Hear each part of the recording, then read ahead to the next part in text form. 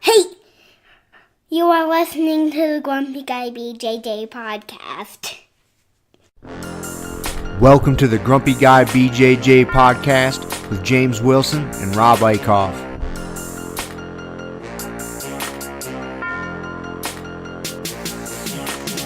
Semi-seconds in automatic minutes, finishing to diminish the position that was given. Yes, we're back. So We're back. Episode 34. Episode 34. Wasn't that Bo Jackson's number? Oh, I don't remember. I think it was. Football or Yep. baseball? He didn't have the same number, right? No, I don't think he had the same. He was 34 for the for the Oakland Raiders. And I think he was 20 something for. Was it the Oakland Raiders back then? Or was Yeah. No, that's the only team he played for. Well, the the Raiders changed teams because weren't they like the LA Raiders, and they were the LA Raiders probably back when They he was probably were the LA Raiders when he was playing. right. Wasn't it the LA Yeah, Raiders? it was the LA Raiders, and then And the then- Oakland Raiders. Yeah. And now they're trying to become the San Diego Raiders. Oh, Or no, they're fuck, back to dude. LA. You are asking the wrong person. Who knows, man? Who knows? No, it's the fucking Chargers or the LA Chargers. That's right. That's why Kevin's all bitter. They changed. They changed from San Diego to LA. They came along with the Rams. They're like, hey, we're coming, LA. LA's like, we don't want you. They're like, we don't give a fuck. We're coming. So, anyways. Yeah. Random start to the podcast. But Bo Jackson, man. Jackson, number 34. What a bad motherfucker. Yep. It's like so hard for people these days, like young kids these days, to wrap their minds around like Bo Jackson. Like there's nothing comparable. Like there's no athlete today that's comparable to what Bo Jackson like was at the height of his Bo Jacksonness. Because at the height of his like career, he was top level in both sports. Both sports. He was an all-star in both sports. Both fucking sports, professional sports. A running back. He was a freak. Yeah, dude. Super freak. It was that game. Remember Brian Bosworth, the Boz? Oh yeah. And they had that infamous fucking Bo Jackson Boz at the 1 yard line, and Bo Jackson just blew him up, and yeah, that's such fucking good. I love that guy. I was so bummed when he got hurt. He ended up with like hip problems, is what ended his career, right? Oh, he got tackled, and the dude was so strong and powerful. He literally ripped his own hip out of the socket.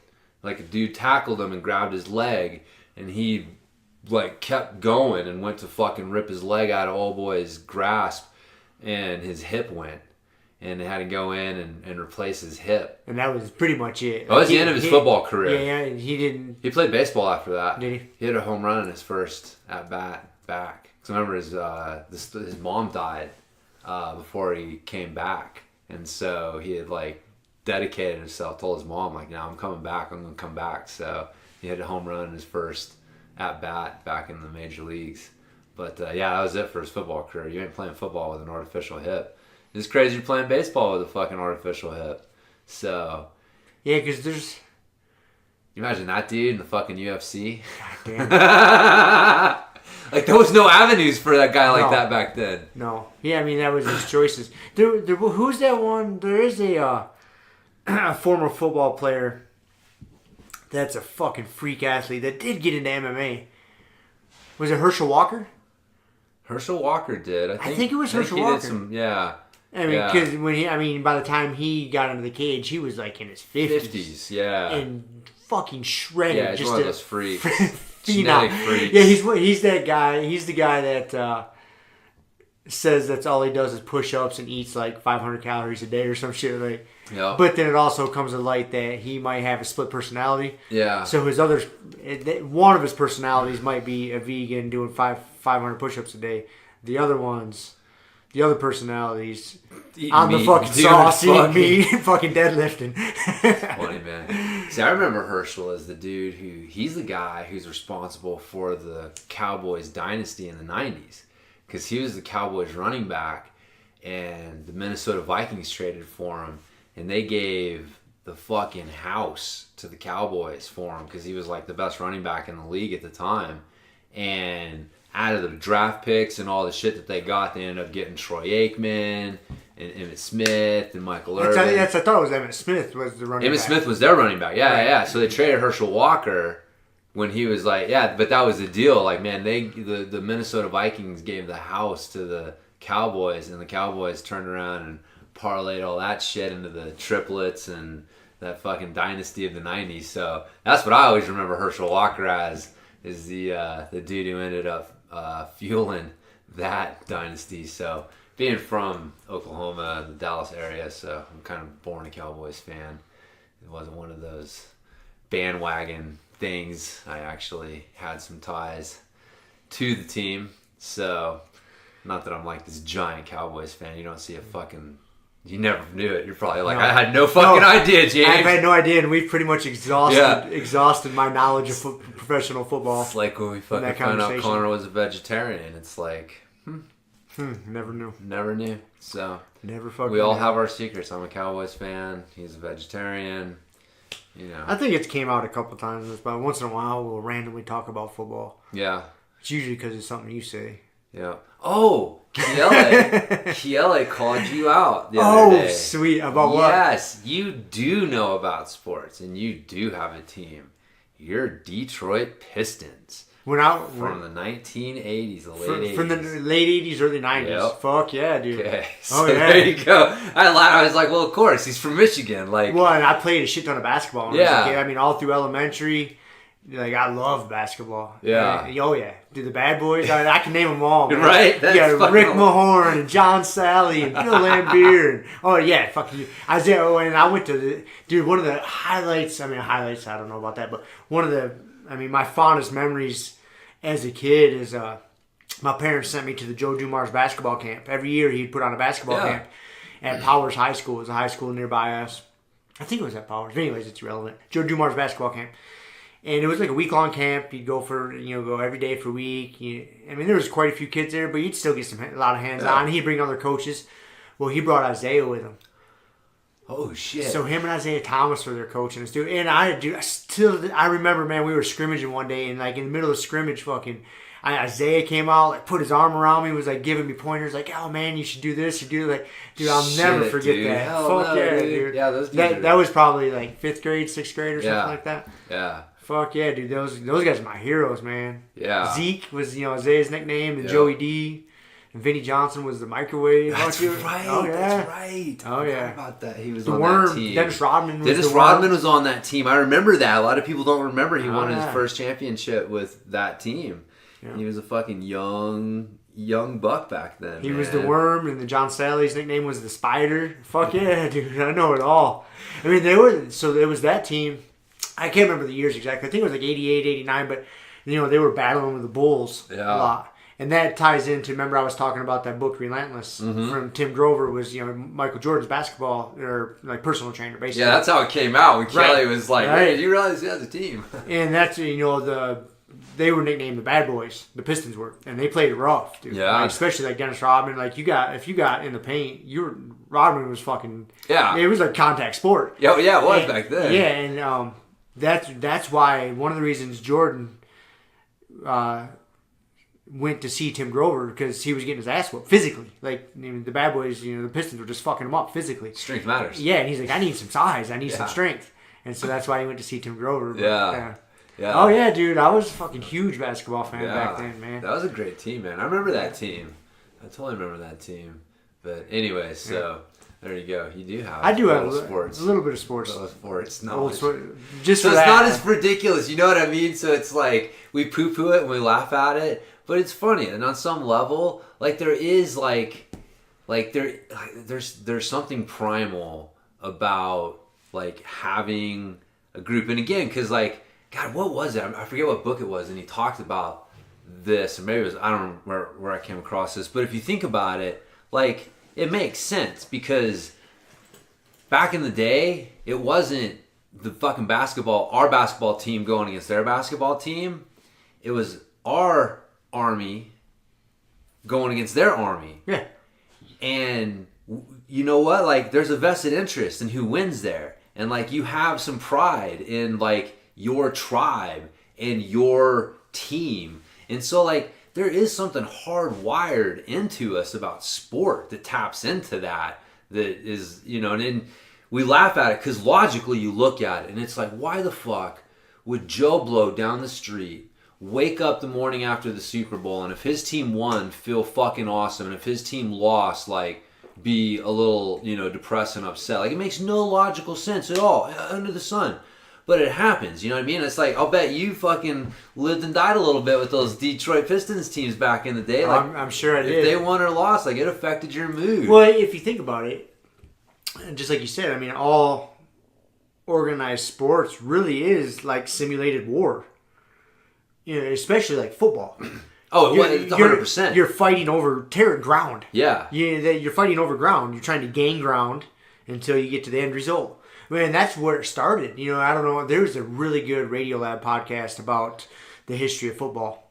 I'm pretty sure that's that was it. Yeah, right? well, that was it. Yeah, because it was after the wars, and you had all these young men that their fathers and uncles had all proven themselves on the battlefield, and there wasn't a war for them to prove themselves in. And so it started in like the Ivy League schools like Yale and Harvard and shit like that. So they started playing this football. Didn't really, like, if you were to see it, it wouldn't quite resemble what we know today. Yeah, it's not exactly the same. But, there was a metamorphosis there which got it to today's sport. But yeah, that's where it started. Yeah, no, 100%. Yeah, and then that's where, it's really interesting because there was in the trenches. You're fighting in the trenches. That's where it all started. Yeah. And that's where the whole, there was like the Carlisle School of Indians. I think the guy's name was Thorpe. Well, and then Pop Warner was the guy who was the coach of the Indians, I believe, and it was his job. He went to these Indian tribes and said, "Listen, the white man is going to keep coming, and we're going to keep coming." Yeah, that's just bottom line. We're not stopping. We're coming over from fucking Europe. Yeah, well, at that point, they pretty much knew. Yeah, by the time you got the Carlisle School for Indians, like the fucking writing's on the wall. And so he would go to these tribes and be like, "Let us take your younger men and teach them how to communicate with us. That way, they can communicate with the people coming over. So we're not just fucking fighting." And so they had this whole school of Indian kids, and then they got those kids playing football with all the Ivy League school, but all the European kids were way bigger. Yeah. And so they're beating the fuck out of all the Indian kids, so they had to start resorting to tricks. Yeah. And that's where a lot of the rules started developing, is because they would do shit. They'd hand the ball off, and then they would stuff it in their sweater. And the Carlisle School Indians had sewn a football. They took the skin of the football and sewn it on all their sweaters. So you couldn't really tell who had the football, so that was one of their tricks. So then they had the rule, you can't stuff the football underneath your sweater. But that's how a lot of the rules came about, is all of the Indian teams kept coming up with ways to kind of, they were smaller. Well, it's just funny, because it's just fucking ridiculous that they basically said, hey, the only way you're going to win is if you play the white man's game, and you're doing good at it, so the white man's going to change the rules. Change the rules. Win. Yep. Because it's funny you mentioned that, man. Like, the Carlisle School for Indians, like, from the Indian side, is looked on as, like, terrible. It was not good. No, it wasn't because good. they basically were coming and taking their kids and that was, like, where they started, like, basically, uprooting the whole tradition and all, their whole, like, ancestry and all that stuff. Oh, yeah. There's pictures. Have you seen the before and after pictures? They would take those young Indian guys. Oh, yeah. And they'd come in, and they were traditionally dressed, long hair. Yep. And then they would have the after shot to where their hair's cut. They stuff them into fucking suits. And just, Yeah, they're not allowed to speak their language. Trying to, they don't know quote, their traditions. Domesticate them. Yeah, westernize them. That was their deal. They thought they were doing them all a fucking favor. Yep. We're going to westernize these guys and do them a fucking favor. And then, they end up doing well. It's like Jim Thorpe, and again, Jim Thorpe's like one of the most famous athletes of all time, but he famously also had his gold medal in the decathlon stripped because he had played baseball and had gotten paid for an appearance or something. So he was a professional athlete. Right, exactly. And it's like, really, you're going to tell me that there weren't any of those white boys that were, like, that's ridiculous. Like, here's a freaking Indian that you guys are basically singling out and picking on, and the dude died. They, like, that awarded to him posthumously, being like, hey, yeah, that was a mistake. It's like, how ridiculous is that nonsense? So, anyways, but that the war analogy for football, it was 100%. That's exactly what they were trying to do, because which is interesting, because now you look at, like, I don't know, man. It's weird, because again, I'm reading the Plutarch book, and dude, war was just It was It part is of what you life. fucking did. It's what you did. It's what you did. It was like, hey, it's the season. Who are we gonna go fucking fight with? You know, they just get together and hey, who we got a beef with? You know, who do we want to go invade? Oh, who's gonna come kick our ass? Oh, they got some nice stuff over there. Let's go exactly. take it. Oh, winter's coming. Okay, everybody go back to your fucking winter quarters and settle down. In the spring, we're gonna get back at it again. And you grew up as a kid, like you knew that that's what you were gonna do. Like if you wanted to get glory, and that was like your thing, man. And so. You know, it's weird. Like, of course, I'm glad that that's not the case anymore. You know, like the fact that we don't have to live in a society where you see some black smoke on the horizon and you got to wonder, like, oh, God damn it, what's coming now? But if you grew up in it. But I'm just saying, like, so, you know, society changes. But that was the reason that they created football, right? It was because it got to the point where, like, look, you know, all right, we got to get away from this war thing. It's just not good for our health, especially as war got more. Because remember, war back then was different than it is now, right? So like, because again, like the Dan Carlin, he's done a really good job about talking about this. Like in the old days, like when the Greeks and the Romans were fighting, like it was not unusual for the winning side to not suffer very many losses. Like the losses came, people got killed when you broke ranks and ran. And as long as you didn't break ranks, and that's what made the Spartans the fucking superhumans that they were, that's what made the Romans the superhumans that they were, is that they were just trained. And they had the laws and the rewards and all the things in place and just all the things that, like, for whatever reason, you know, I'm not going to break ranks before the other dude does, no matter what. But when the other dude breaks ranks, that's when all the fucking bad shit happens. So it wasn't that big of a deal for, like, you to kill a few thousand of them and maybe lose, like, you know, 10, 20 of your guys. So the odds were, it was different fucking thing. And you could not pursue them and grant like some mercy and stuff like that. But then you get, the world wars are what changed everybody's fucking perspective. Because you remember World War I, we both listened to that same podcast, and he said, like, in the beginning, they were still fucking acting like this was the good old days. Like you could stand up and lead a fucking heroic charge and overtake that fucking hill. When it was the days of like muskets and swords and like, you know, hand-to-hand combat, maybe some cannons here and there, yeah. But dude, you throw a fucking machine gun and automatic weapons and just poison gas and all the shit they had in the mix. It's like, fuck no, dude. Like totally different. Yeah. And so society's like, war's different. We can't have this. And so war's like, you know, for good, overall good, I'm going to say, has been relegated out of most people's lives. But so then come with football. But it's just funny because we know now, like, football's undergoing this really intense scrutiny where, like, oh, people are getting hurt playing football. You know what I mean? And so it's like, well, what the fuck's going to be left? Like, at some point, you know, like, people, like, I don't know how to put it, you know, like, I don't want to see people get hurt, whether it's war, whether it's football, whether it's jiu-jitsu, whether it's kids skateboarding at the fucking, you know, down at the park, whatever it is. But people getting hurt is going to fucking happen. And we need it. We need it. Well, you know, that was the recognition that those people had. Like, we need something to harden the youth so that they are better fucking people. And man, our society doesn't recognize that shit. You know what I mean? And so, like, the whole, like, nerfing of all of the edges is a direct result of that. But it's just interesting. I don't know where it's going. You know, I don't know that it's heading. It was like at one extreme, and you know, it's like most things, it's probably going to end up at another extreme before things. Yeah, I don't know. I don't know what the precipice of that is or the end result. It's going to be. Yeah, because you can't nerf the world, and it's not good for us. We need struggle. We've said it a million times on this fucking podcast. You need struggle. Yeah. What do you think about, like, the bad boys of the '80s couldn't play in today's NBA? No, they're too physical. Yeah, too rough. Like they're like the sensibilities of today's society would be offended. You know what I mean? Like shit that they would do that would be on the highlight reel back then would be like, you know, on the like, oh, this guy's getting fucking suspended for half the season. It's funny, like football's the same thing. Remember when we were kids? Dude, the fucking hits that they would show that would get you excited about football that are now like, oh, this is horrible. How are we going to get rid of these things and stuff like that? So, I don't know, man. Yeah, I think it's, like you said, I mean, we're not out to see people get hurt, but when a high caliber athlete chooses to make football his profession, that's part of the fucking deal, man. Yeah. You know what you're signing up for.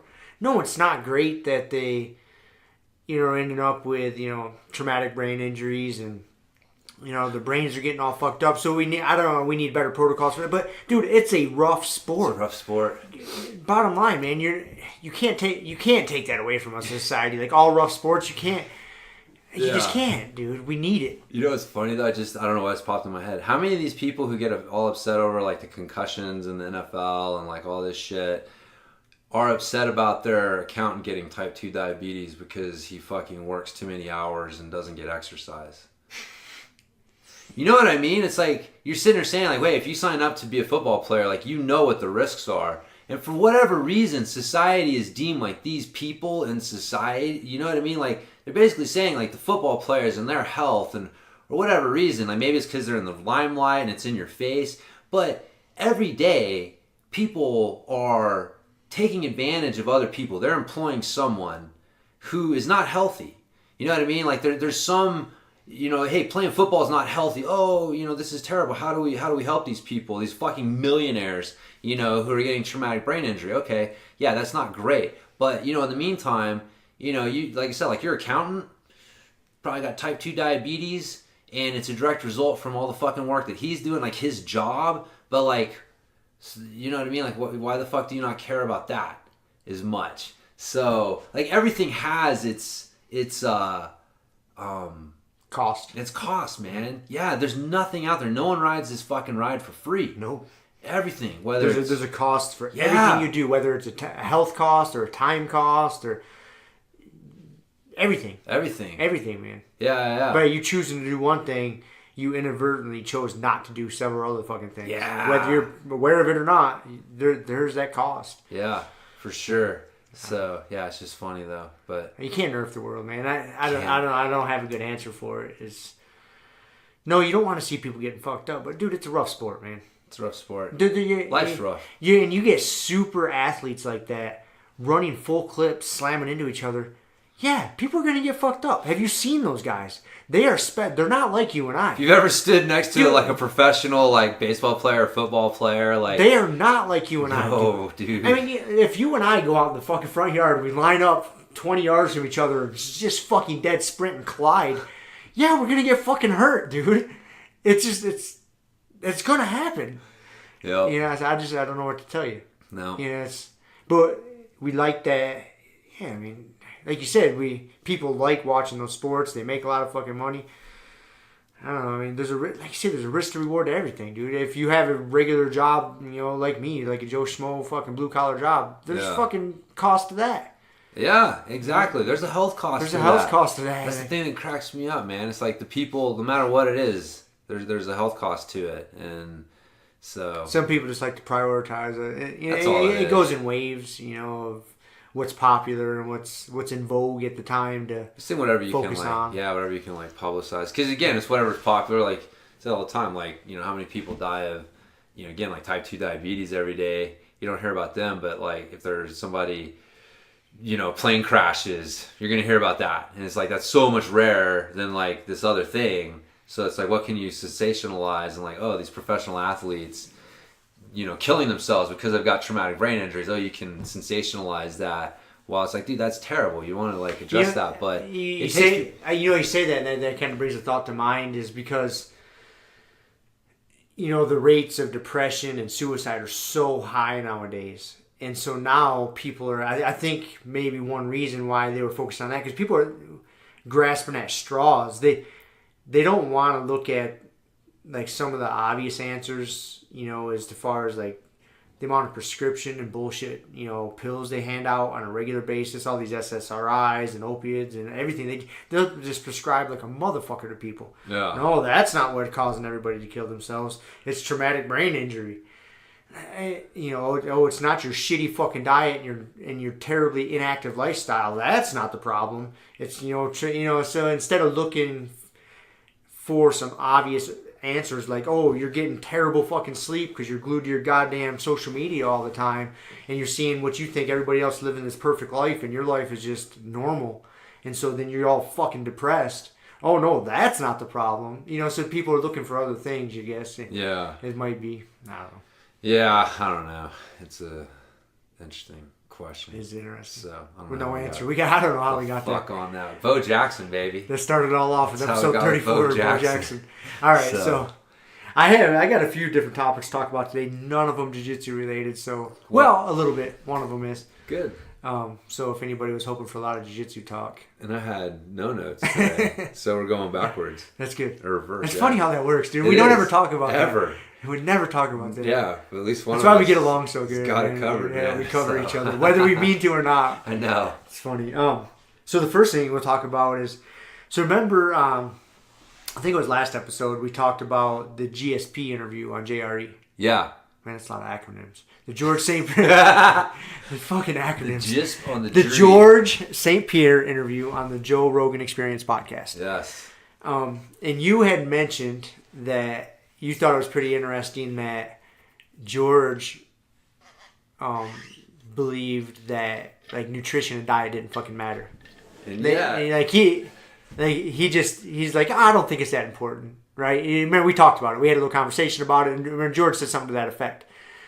Well, did you listen to the Firas Zahabi podcast? Which about halfway through it, but I know what you're talking about. you got to the part to where Firas said, yeah, George said that. But George is one of those freaks to where he could fucking be eating gas station food all the time and still be a top level athlete. Yeah. He said there's so many people that hang out with George for a week and they gain 10 pounds and they come to me and they're like, what the fuck? You know, why did I gain so? Like, yeah, because you're eating like George. Not everybody can eat like that.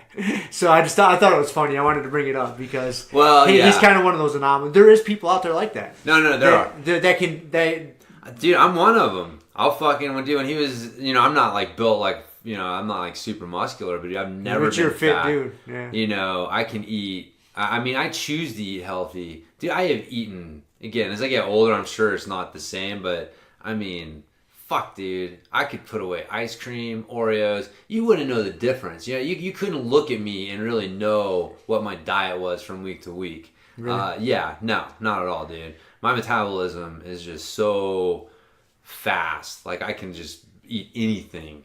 And so I know, like, what he was talking about. But by the same token, I think it was more the recognition that, like, a lot of it is psychological. I think that's what George has done, which is that, you need to figure out what you feel good with eating, but just realize that eating 6 ounces of chicken breast and, this much broccoli and this much white rice on the night before your fight is not going to fucking make or break the whole fight. Now, yeah, eating McDonald's isn't, you know what I mean? And so, But if it makes it or breaks it in your head. Yeah. For me, it was more, so what I got from him was more like, hey, I know what works well for me. And I also know that if I stress about it, because that's the other thing, right? Like, we've talked about that before. Like, you can have your routine and that can backfire on you. Because what if something happens to the routine? And so the other side of it is like, well, c'est la vie. I'm going to do kind of, whatever. I got a little bit of a routine, but I'm not going to get too fucking strung out on it if I decide to eat this or that or whatever. And so that was kind of more what I was getting from him. And in my experience, I've just kind of found the same thing, that it's the 90% rule with nutrition. And that's where a lot of people get hung up, which is that the results that you're going to get from 100% strict adherence to your diet is not going to be significantly better than 90%. No. And there's the stress you put on that to where if you fuck up and you're hating yourself for a whole day over it, that has more negative effects on you. Oh, yeah. Way more. Than what the shitty food did. Yes. Yeah. And you freaking out about it is not healthy. No. Stress is a huge thing. Yeah. Now, I think that for each person, that percentage can change. I think that everyone's kind of at that 90% mark, but like guys like GSP and like myself, we can probably more in the 70-80% range. Like, as long as we're eating pretty decent 70 to 80% of the time, it really doesn't fucking matter what we stuff in our face, the other percentage. Like, you know, us knocking ourselves out to hit 100%. Will you see a difference? Yeah, but it's a small percentage, and it's not, maybe it's not enough for the psychological stress that you put yourself under to do it. And so again, that's where I think, you know, you can kind of find the middle line with what GSP was saying, but with what, like, you know, Faraz was saying, because I understand, and that's the thing, that a lot of people at that level, for one reason or another, they are successful probably one or two things despite what they do. Yep. Not because everything they do is 100% perfect. And that's where, like, hey, there's these genetic freaks, you know? Like, some guys just got fucking lightning in their hands. They don't have to do power training or really, you know, don't have to do a lot of strength training or whatever. But, you know, maybe you're different. That was the other thing that Frost was talking about, was like, you know, you got to know who you are, right? Like Mike Tyson trying to emulate Muhammad Ali would have backfired. Muhammad Ali trying to emulate Mike Tyson would have backfired. Body type, muscle type, attitude, you know, your personality. All of these things go into how you handle the specifics of everything, right? And so that's where looking for those principles are really what it is. So when I heard GSP, I was hearing him say, hey, I recognize that me trying to adhere 100% to a perfect diet is not significantly better and is going to mentally stress me out than me adhering to my diet 70 to 80% of the time. But most people, if they do that, they may go backwards. They'd be a lot better. Well, that, or most people, honestly, are probably eating shitty if they would just get themselves to the 70%. Yeah. They're probably, yeah, but if you're one of those 90%ers and you're hanging out with GSP and he's a 70%er and you're eating like GSP, like, yeah, you're going to be like, what the fuck? Why am I putting on weight? Well, you're eating like a 70%er right over here, right? And you got to know where you're at. Yeah, you're not there. And that goes to say is that I think that's something over this past year that's really stuck into my head is, man, when it comes to nutrition, it's so individual. I mean, of course, we've talked about it a million times. You have your staples of things you should and shouldn't do. Well, beyond that, it's so fucking individual, and you got to use yourself as a lab rat, and see what works for you. And then sometimes you know what works for you, then you go back and check it. Like, for example, this week I was feeling like some bananas. I hadn't had bananas in a while. Yeah, bananas, man, they fucking spike my blood sugar. Like, I eat them and then I crash afterwards. And I was just eating like some bananas and some almond butter. Like, no sugar in the almond butter, just regular fucking almond butter. And man, like, I'd eat that, and about an hour later, I was just like, whoa, feeling, you know, that brain fog. And I'm like, holy shit. Because I haven't had bananas in a long time. And so the next day came around, threw a banana in my lunchbox, and had some banana and almond butter, you know, sometime in the afternoon. Sure shit. You know, about an hour later, I was like, you don't know those kind of things have that effect on you until you test yourself out, you know, and until you eliminate something for a long time and you reintroduce it and you see how you feel. Because there's people that'll do that with white rice. Yeah. And I can eat white rice and I feel fine. Like, I don't get any, like, it doesn't spike my blood sugar. I feel fine. You know, I don't crash afterwards. But bananas, they'll fucking crash me. Or, for example, like avocados and bacon.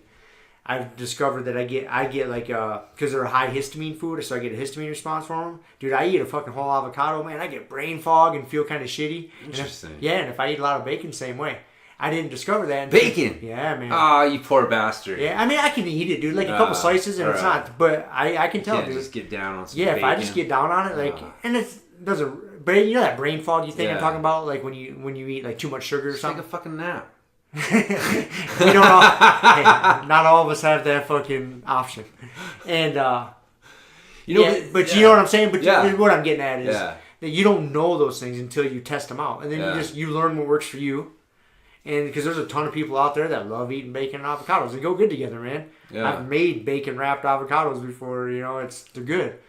But man, my body just doesn't do great with them. Simple as that, man. Yeah. So you don't know until you try it out. Yeah. You know, I agree with you 100%, but on the flip side of that, like, I always wonder, how does all of this, you know, it's, oh, gluten this or fucking blah, blah, blah, or like you're saying this and that.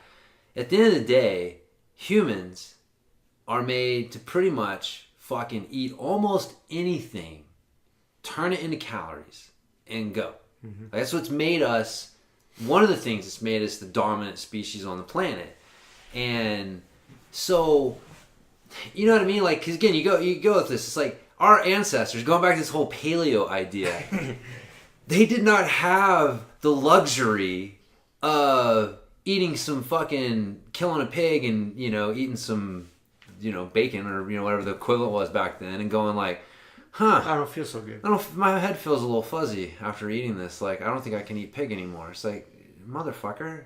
Like, no. Like, so how, like, so, you know what I mean? So what was the deal? Like, I think there's almost this, like, idea that our Paleolithic ancestors were walking around completely free from any food-induced problems. You know what I mean? Like, how did they deal with these food-induced problems? How do we know that they...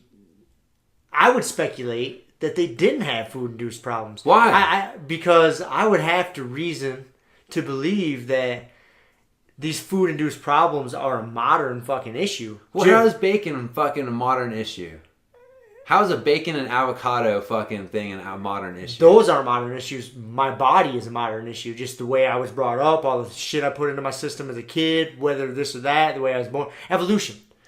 You know, we've been But your poisoned. genes are the same. But that's the whole thing, right? Like, our genes are the same as the hunter-gatherer genes. That's why we're trying to go back to eating paleolithically, because the modern diet is causing all of these problems. But even a Paleolithic diet is going to cause some potential problems. I disagree. I see what you're saying, but I disagree, because most of the food we get our hands on in this day and age, you can't separate that food from the quality of the soil, right? I mean, you got the quality of the soil, the quality of the plants, because the animals are eating those fucking plants. Everything, all that quality is filtered into us. You know what I'm saying? Like, so what we're eating, unless you're buying the like best fucking possible choice all the time, the organic, free range, blah blah blah, all this shit, like, you're not eating high quality shit. And my mom and dad and their mom and dads, and for quite a few years back, have been, you know, the soil has been getting deteriorated. Just I would say we're not more than 3 generations. I'd say that 3 generations ago that our diets were not this, were more in tune with what you would say. So you know what I mean? Well, okay. I hear what you were saying. Do you see what I'm saying? But generationally, man, like any changes that have taken genetically are very like short term. They're not like, that's not long enough for us to have had any sort of like significant change. Now again, there are like changes. There are small genetic, you know, things that you carry, but it's kind of but yeah. So I hear what you're saying, but like, we would still be, and that's kind of the whole heart of the paleo diet, the whole, you know, going back to the roots thing, is that genetically we're still the same motherfuckers as those, you know, people fucking grunting and throwing sticks at shit on the Serengeti plains trying to like scratch out a hunter-gatherer living, that really, like, we're not that different from those motherfuckers. So I see what you're saying, but I still want to believe that those caveman motherfuckers weren't like having food problems like we are nowadays because of the quality of food. I still gotta believe that, man. Like, just because we fucked up this planet so bad. And all the shit we stuff in our face is usually not good. I just think that's had deleterious effects. How is through the ages? How's that not your little inner bitch though? I mean, how do you know? You just got to say like, look, motherfucker, you're gonna like to learn bananas, or you're gonna learn how to. I don't think it's you know, I'm always trying to kill my inner bitch. I think it's, I just eat and I pay attention to how I feel, and if I don't like how I feel after something... But the first time you try to do squats, your fucking legs hurt really bad. You know what I mean? Or the first time you drank beer, no one liked the taste. Right, but that wasn't... So, but yeah, I agree with that too. But we'll stick with squats, because it's a healthy thing, right? So, but if you went... So again, I'm playing devil's advocate, right? Like, I'm not saying I have 100% sure on this, but like, I've talked to you about this before, because we've talked about like... the fucking Rob Wolf. and his wife, right? Like they're doing these things where they'll eat the same foods and then they'll test themselves and then they're super different. And I threw out there, it's like, you know, what are we looking at here? Is this a short-term response to an unfamiliar food source? Could be. I guess it could be. Would this be the same response if you ate this food source for 5 years? Probably not. You would adapt. I would have to. I would have to assume. Okay, but that's what I mean. You know what I mean? Is that what you're getting at? That's pretty much what I'm getting at. Is like I believe that it's not that they never had any deleterious effects from food. It's that I have to eat this. My body's going to adapt to it. You're not going to outsmart your body. Right. And then I'm going to eventually, my body adapts to it. So like, like if you were in an area where like avocados were... My body would adapt. You would adapt. I agree. So I agree with what you're saying. So I guess what you're saying, you know, I agree with it, but it also kind of coordinates to what I was saying. Is that I believe that they wouldn't have, like, those foods wouldn't have the ill effects on, like, a caveman because their bodies had to adapt to it. Yeah. Yeah. So, you know, if I lived on a fucking deserted island and the only food I had to eat was bananas, guess what? I'm going to adapt. I'm going to eat. Yeah. And it's, but thankfully in this cushy ass fucking society we live in, I have the luxury of eating something and then sitting back and going, that food doesn't make me really feel good. Do I like it enough to where I want to just keep eating it and deal with the negative consequences?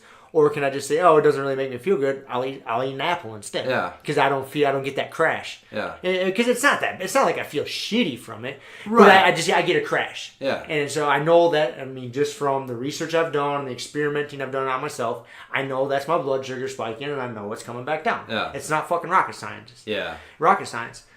And so I have that luxury of saying, hey, I don't want to spike my blood sugar. That fruit tends to spike it. I'll eat something else. Yeah. Hey, I guess that's really all I'm getting at. I mean, for sure. And being that I can just go to Sprouts and buy whatever the fuck I want. I feel like this is what I feel like personally. The pendulum is swinging too far in the other direction of like, you know, at first we didn't give a fuck. It's like gluten. You know, we didn't.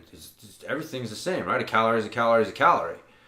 And now we recognize that's not true, but dude, it's like somebody eats a piece of bread and doesn't feel good. I'm gluten intolerant.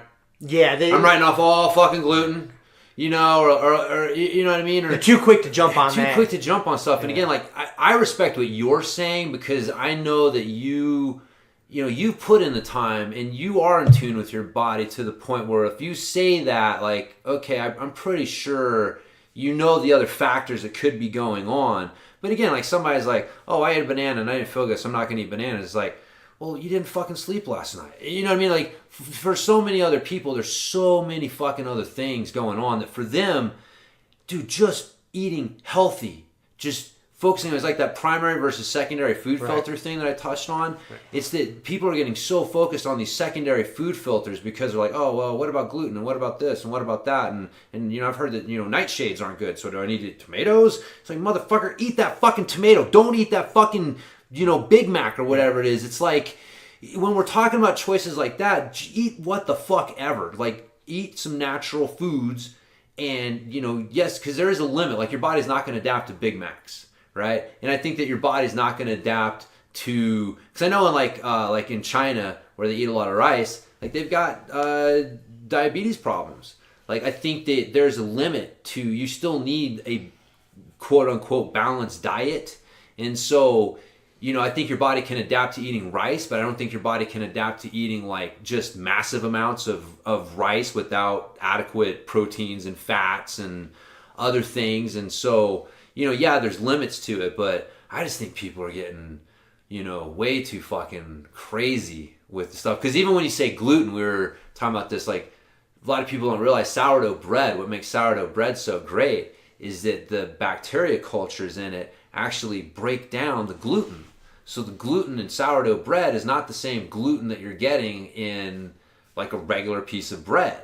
And that's the whole thing. Like, you know, the way that bread was made, it pre-digested, it pre-broke down gluten. So we didn't have problems with gluten. So again, it's like, you know, people, what the fuck, you know, when we're talking about food allergies and stuff like that, I I don't know. I just have this like, what the fuck did our ancestors do? You know, if you're on a desert island and all you got's bananas, like You can eat motherfucking bananas. Well, and like I say, and they didn't make me feel bad enough because I like the taste of bananas, and I bought it. You know, you buy them in a little bundle, right? Yeah. I ate them all. I mean, I just I was eating one a day for the week until they were gone. I mean, because it's not like it was like, oh my god, I'm allergic. I didn't, I'm not making the claim that I'm allergic to bananas, but like you said, for me, like I'm in tune enough with my body that where I can eat something. And I can reason out like, hey, that didn't make me feel great. Yeah. I'm just not going to choose not to eat it again. Not eat it all, but it's not like I'm going to stray away from it. Like, hey, if I feel like a banana and some peanut butter one day, guess what? I'm going to buy some more fucking bananas. You know what I mean? Like, so, yeah. And again, but we're talking about what I'm talking about, what I'm doing with my nutrition. Like, I've spent a lot of fucking time tracking, weighing, measuring. Yeah, this is your hobby. Yeah, I do a lot of it. Jiu-jitsu and nutrition are your two hobbies. Oh, that's probably fair. Like, I never thought about it like that, but that's probably is. Like, I do a lot of reading and listening, and I do, man. You should see my fucking whiteboard at home. No, man. Every I'm weighing myself every day. I'm tracking calories and fucking macros and blah, blah. It's something I enjoy. Right. And then it gives me an idea. Like, it really helps me dial in. How do I feel this day? Oh, did I feel strong in my workout, or was I tired? Boom, boom, boom. Like, I track all that shit. Dude, that is so far down the rabbit hole if you're still eating fast food. Yeah. I've made that. Like, dude, I haven't, for example, like, I haven't had McDonald's or Burger King or Taco Bell in over 15 years. Fuck, yeah. Outside of those McDonald's fucking breakfast biscuits you stopped and let me pick up. You know what I'm saying? Dude, literally, like, probably 15 years, that might be on the low side. So you got to understand, like, where I'm coming from. Yeah. Like, and if you're just now starting down a health journey, you worrying about if a banana makes you feel bad or not, fuck right off. Yeah. You know what I mean? Like, there's a lot of other stuff you need to be worried about. Yeah, I get those primary food primary filters things. It's funny. We'll just transition to that. So, have you read that Michael Pollan book, In Defense of Food, in Eaters Manifesto? And I can't remember if I have. I've read a lot of his other books. Yeah, he's written a ton of books. The Omnivore's Dilemma, I read that one. This one came out after the Omnivore. I may not have read that one. I've read that one and Cooked and The Botany of Desire. So I've read a few of them. This one's pretty good. And, I mean, there was just... and let me preface, I listened to it. I didn't read it. I listened to it. And I'm working on my third time through this week. I got so much time listening to shit. So usually in audiobooks, like, I listen to it twice in a week, and then if I try to make it through a third time. And I was listening to, like, there was a lot of good things he talked about in there. But a couple of, like, big points, man, that I wanted to talk about was, one, like, this is the first time, like, our society, that we have overfed, undernourished people. Yeah. Yeah. We have never, in the world, in any other time, seen people that are obese, but are under fucking nourished. Like, don't have nutrients. That, to me, that's mind-blowing. Think about that. You see some fat fuck, and he's probably, deficient on fucking vitamin D and C. And being deficient on vitamin C, is what was, that was a big cause for people having scurvy back in the fucking sailors' days and shit. Yeah, right, You know what I'm saying? Yeah. And people are getting that again now, but they're obese. Yep. Fucking just wrap your mind around that. Like, yeah. He talked about that, and I was just like, geez, it is true. And then, for example, like type 2 diabetes, they used to call it adult onset diabetes. Right, yeah. And so, first of all, that adults got it. Well, first of all, that bothers me. Because that is just like we've seceded to the fact, like, oh no, once you get old, you're going to get diabetes. No, well, it wasn't so much that, it was that why did they call it? Got it. Because if you were going to get it, it was because you had lived a shitty life. And then it caught up to you. Yeah, it caught up to you as an adult, like in your 40s, 50s, 60s. But now there's kids. Right. Kids getting type 2 diabetes. They basically wreck their systems. What used to take people decades to do, they're able to do in like fucking 15 years. Man, that's a whole nother, like you see like obese kids. And like, come on, man. Like, most of the time, kids aren't going out and grocery shopping and buying and preparing their own food. Most of the time. No. Okay, and yeah. And then I will say it's tough because, dude, marketing, like, parents don't realize, right? Like, so it's this weird vicious circle. Like, the parents are letting their kids be influenced by shit that they're not really even thinking about, right? So they're watching TV, and so then the commercials come on for McDonald's and fucking Burger King and you know, the family dinner on Kentucky Fried Chicken. Hey mom, why can't we go to Kentucky Fried Chicken tonight? And they're in the grocery store. Hey mom, why can't we get you know, this and get that? So I will say that, yeah, ultimately they don't have the money in their hands and they're not making that ultimate purchase, but they've been turned into little consumers. Yeah. Oh yeah. Already by these companies, and then they're putting pressure on their parents to buy them this shit. And so, dude, how many times do you hear parents who are like, I don't eat this, but I got it for my kid? And it's like, why the fuck would you have that for your kid? Like, why on earth would you let your kid eat something that you would not eat? That is the most insane fucking stance in the world. But when you dig into it, it boils down to the kid wants to eat it. Yep. And do I really want to fight them over it or not? And so, again, I'm not going to judge people for what their decision is, but I'm just going to say that, like, yeah, dude, there's so many fucking factors. Well, and there's so much fuckery going on. Like, even, like, you know, how manipulated you are by marketers, you know, or by the government and, like, the information they put out. And oh, yeah. Dude, it's crazy. So dig this. So he talked about this in this book. And then, so, like, as a society, we never really talked about macros and shit before, like, you know, until there was a kind of like a definite time in our history to where macros came into a conversation. Like, you know, so when I say macros, we're just talking about proteins, carbs, and fat. We won't even get into the micronutrients, right? We're just talking about these big staple macronutrients. Kind of where that came from, man. It's the little history of that. Back in, it was like 1968. There's this governor, George McGovern, out of like South Dakota. There was a lot of people, malnourished people in America that were on like government assistant food programs. And so they put together this health committee, you know, up in the government to try to combat that. And is what they did, just this simple-minded system that they had. They looked at the populations they were dealing with that were fucking undernourished, and, you know, coronary heart disease was going up. All these other diseases were on the rise. And they were looking at other populations that were eating a more plant-based diet. And all these, you know, government-assisted programs were eating more of a meat-based diet, meat and dairy. And so they reasoned out, well, these people should eat less meat and dairy and eat more plants. And so they issued like a U.S. government guideline. Hey, everybody, eat less meat and dairy products, eat more plants. There's, you know, something to that effect. Shit hit the fucking fan. Because the beef lobbyists, you know, these real fucking rich, powerful cattle ranchers. Oh, yeah. They got a lot of power. They got a lot of money. They came fucking crashing down on the fucking politicians. And then this, you know, lo and behold, like, this McGovern cat, like, lost office the next time he was up for running a few years later, like in 1980. And that right there changed the way that politicians would word shit from there on out. They would never go after another industry because of the ramifications. But protein, carbs, and fats don't have lobbyists in Washington. And so they changed their wording real fast when they realized they were losing a bunch of their fucking money and they were pissing off a bunch of their constituents. Yeah. They're like, okay, sorry, we told you guys not to eat meat. We want you guys to eat things with less saturated fat. And shit. So they changed their language.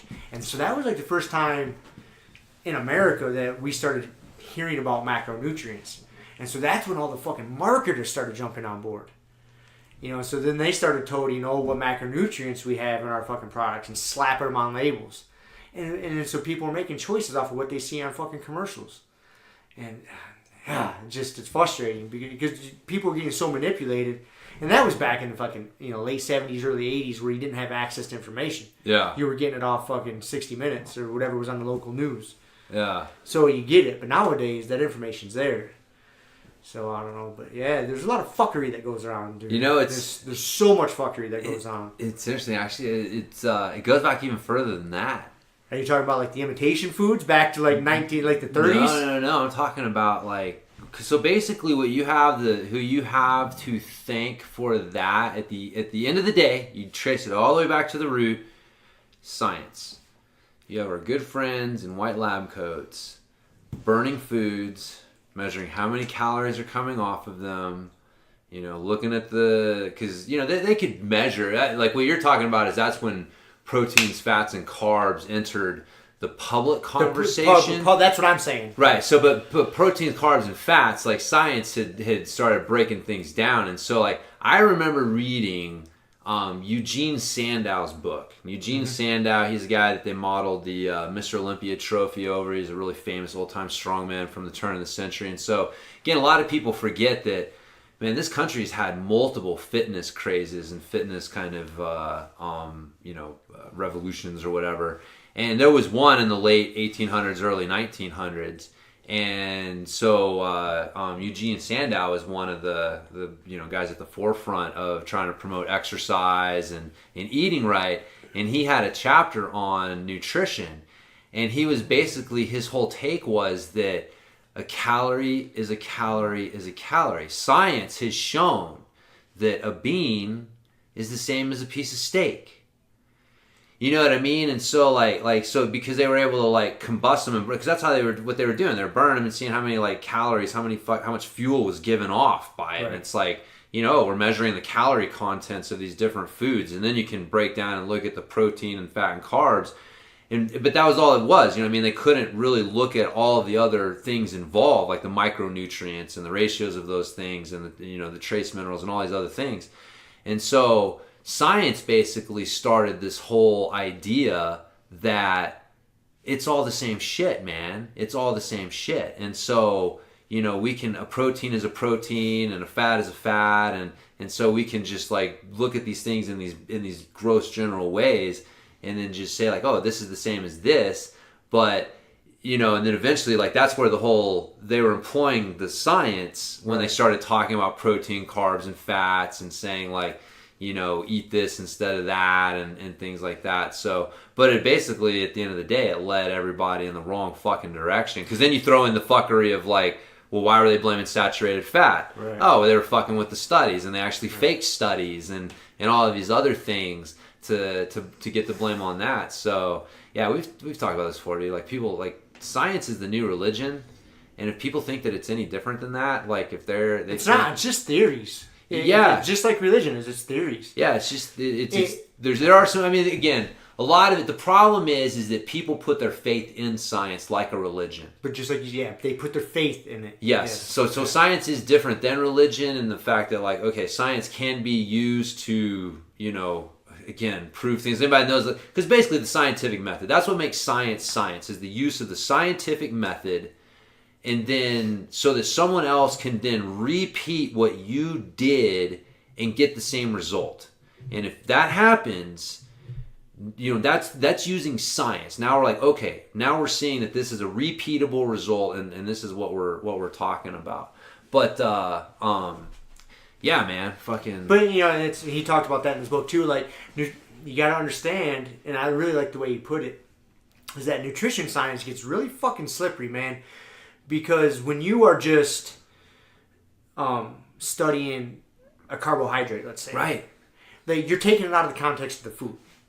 And then you're taking that food out of the context of the meal. You're taking the meal out of the context of the lifestyle, and you're taking the lifestyle out of the context of the culture. Yes, it's so reductionist that it's almost impossible to really get good science out of it. Right. It really is. It really is. Because every study you can poke holes in. You can poke holes in it. And there's...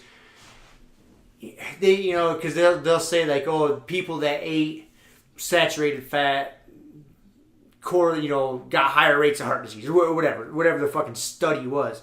But they're not taking into account all the other fucking factors. And they're not taking into account, okay, they're eating... We formulated this study, and we want these people to eat 100 grams of saturated fat every day.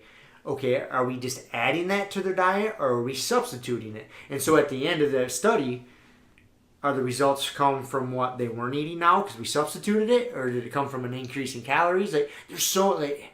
Yeah. Dude, like, man, nutrition studies are so hard to fucking do. Yeah. And you can take any nutrition study that's been done, and manipulate it to prove your point or to disprove it. You really can. Like, it, and he talked a lot about that, and it does. It gets really fucking slippery, man. And when you think about it like that, you're like, oh, yeah. Yeah. That's why, bottom line, man, fuck all the science, fuck all, like, you have to do what works for you. Like, Right. what feels good for you, man? Like, what body composition are you happy with? What energy level are you happy with? How much money are you willing to spend? On how much money do you budget out of your monthly fucking budget every month? Are you spending 5% of your income on food, or are you spending 25%? What are you comfortable with? What are you willing to do? It's so individual. Yeah. You got to do what feels good. If you want to be a fat fuck and you want to have at it, man, be a fat fuck, and you want to be a burden on society, like, I don't agree with that, but it is what it is, you know what I mean? Like, I don't know. I'd say every person has a duty as a citizen just to be able to fucking be helpful. You would think fat fucks ain't helpful. You would think, man. He didn't talk about this, but I've read about this before. Like, the burden, like, basically how unhealthy we are. It's on track to, like, bankrupt us as a nation. Oh yeah, it's unsustainable. It's fucking unsustainable. But that's what happens when you get leaders who are worried about the next election cycle, not the next generation or 3 generations. You know what I mean? And so, it's funny. That's like it's really weird, man. You look at, I'm not in any way advocating, like, going back to having a king or a dictator or something like that. But I think, like, that Mike Baker, when he was on the Joe Rogan Experience, he was talking about, like, the leaders of China and, like, Putin in Russia. Like when that guy's thinking about shit, he's not thinking about the next election cycle. He's thinking fucking 50 years down. You know what I mean? Like, his long-term vision and what he has to do in the short term to make that a reality. He's not worried about that. Like, our elected officials can't do that on some level, because if they look at where we're headed 50 years down the road and they say, man, we've got to make hard fucking changes right now to divert this disaster, there's a good chance they'll end up out of office. Yeah, and that's the problem with career politicians, because that's not how it was supposed to be. No. They were supposed to, get into office, have that job for a year, 2 years, 3 years, 4. But then they usually had jobs that paid their bills, that put food on the table. Though them working in a government position wasn't meant to do that. They weren't supposed to be career politicians. That's why they're, like you say, they're worried about losing their fucking jobs. Yeah. So they don't want to make those hard decisions.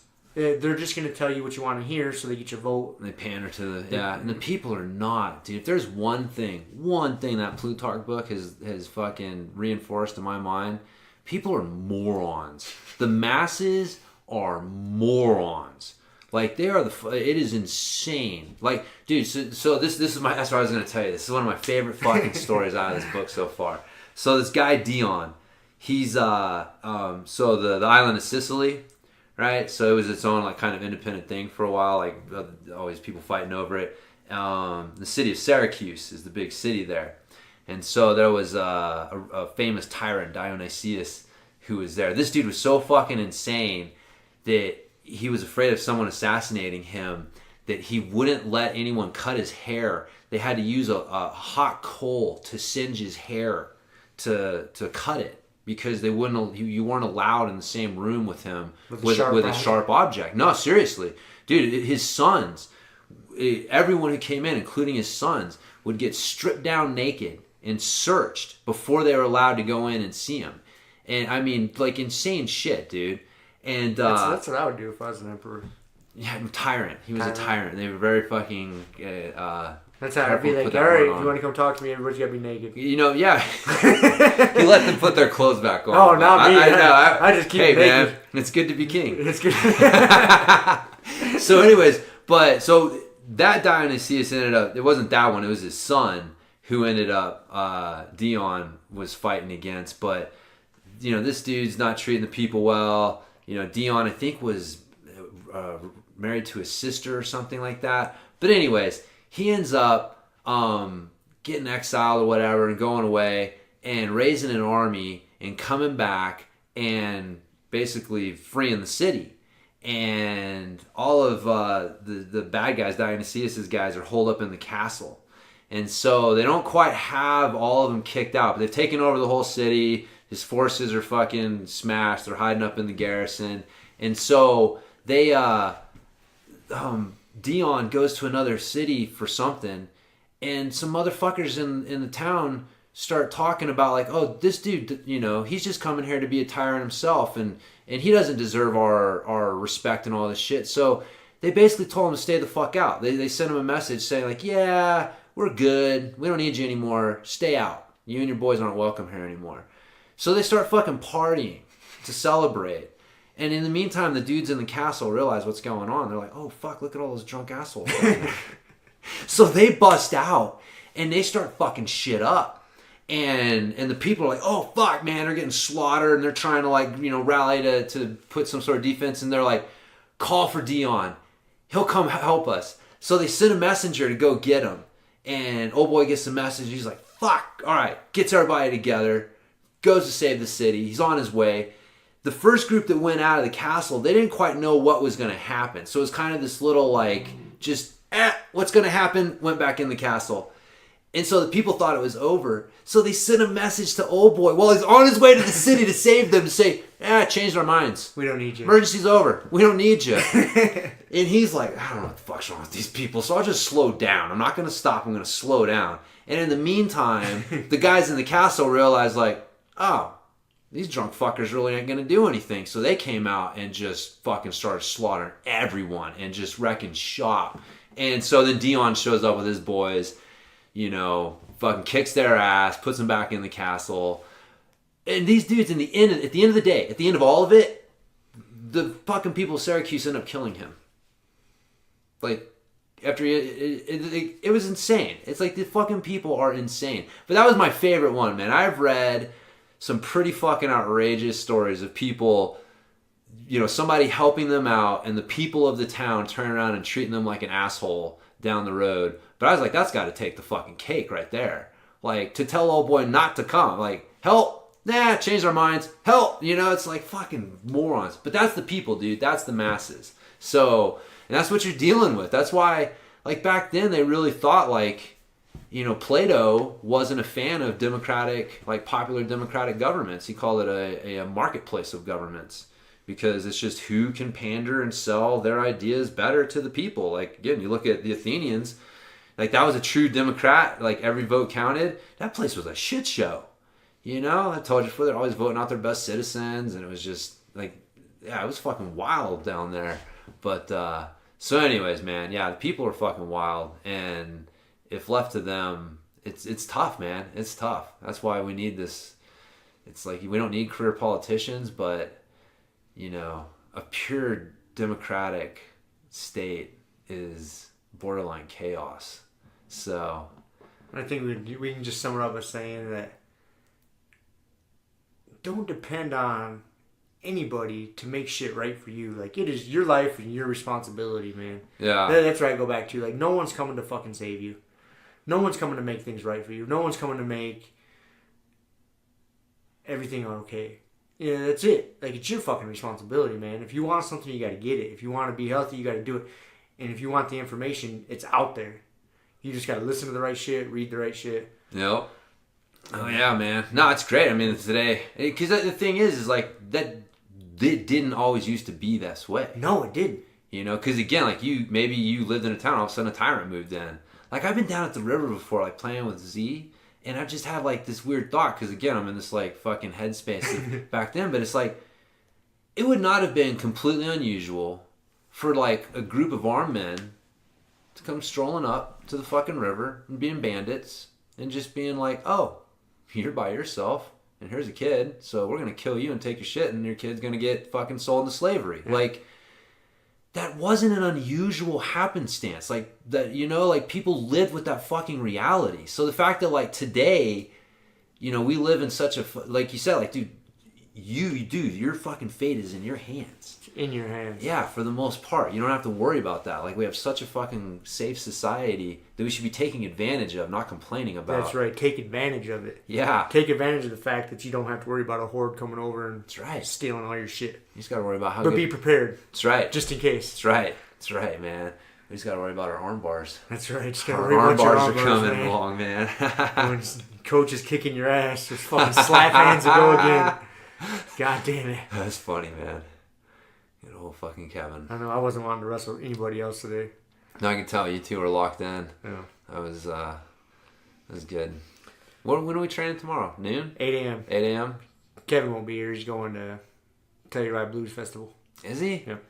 Just tomorrow? When's he Yeah. coming back? Tomorrow, I would assume. Oh, Yeah, tomorrow's the last day of the festival. okay. So. That's when. Who's he going to see? Sturgill Simpson. Sturgill Simpson. That dude is such a fucking redneck. Kevin, I mean, and Sturgill. I'm sure But- Sturgill is too. Oh yeah. Anyways, man. we should probably call that good, huh? Yeah. Put a time cap on it. We're gonna go stand up Think so. paddleboarding. We're gonna go supping, dude. Yeah. It's been about an hour. It's at like 20 after 4 right now. Yeah, dude. I got a bunch of other notes. Don't you be fucking cheating. I won't. Those will be notes for next week. Good. I got some notes about AI Ooh. and some other shit. Who's this? It's probably the fam. Huh? No. Is he? No. All right. I thought All it was right. he coming in to say bye.